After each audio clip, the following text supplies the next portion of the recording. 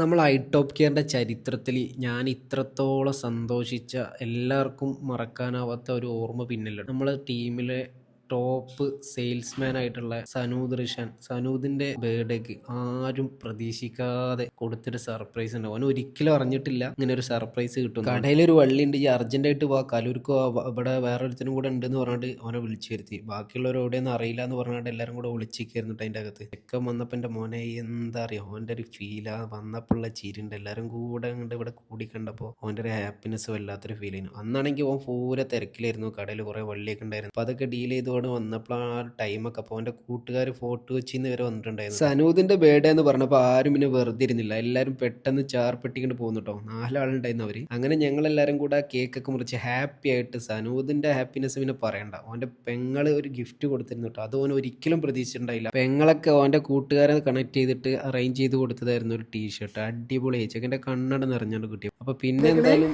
Happy birthday to you. ഇതിലെ main ഇതാണ്, ഇവന്റെ ആ വന്നപ്പോഴുള്ള ഇരുത്തോ ചിരി ഉണ്ടല്ലോ, അതാണ് ഞങ്ങൾക്ക് മറക്കാൻ പറ്റാത്തത്.